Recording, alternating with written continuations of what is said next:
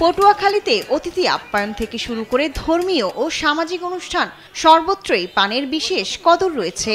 বহুকাল ধরে জেলার উপকূলীয় এলাকায় ব্যাপক পান চাষ করে আসছেন চাষিরা। তবে কালের বিবর্তন আর জলবায়ু পরিবর্তনের কারণে পান চাষে তেমন লাভ না থাকায় পান চাষিরা ঝুঁকছেন অন্য পেশায়।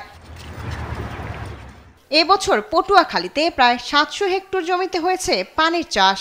আবহাওয়া অনুকূলে থাকায় ফলনও হয়েছে বাম্পার, কিন্তু ভালো ফলনের আনন্দ ম্লান করে দিয়েছে বাজার দর।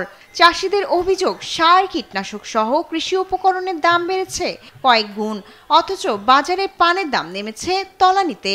কাঠির দাম অনেক বেশি। আগে বাঁশের চারা দিয়ে আমরা বর বানাইতাম, এখন ওই পানের কাজ করার জন্য যেগুলা বাঁশের চারা, ওগুলোর দাম অত্যাধিক মূল্য ওই বাঁশের চারায়।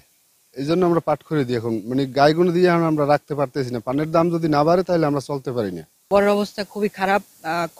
খৈর যেমন খৈর, সার এগুলো কিনতে অনেক আর কি আগে দাম কম ছিল, এখন একটু বেশি। আগে সার খৈর কিনতাম 20 টাকা 30 টাকা, এখন 60 টাকা কেনা লাগে।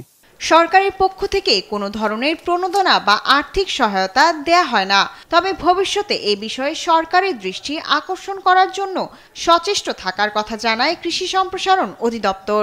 পানের বিষয়ে সরকারের কোনো ধরনের প্রণোদনা বা আর্থিক সহায়তা, এই রকম কোনো সহযোগিতা আমাদের সরকারের পক্ষ থেকে নেই, আমাদের বিভাগীয় থেকেও দেওয়া হয় না।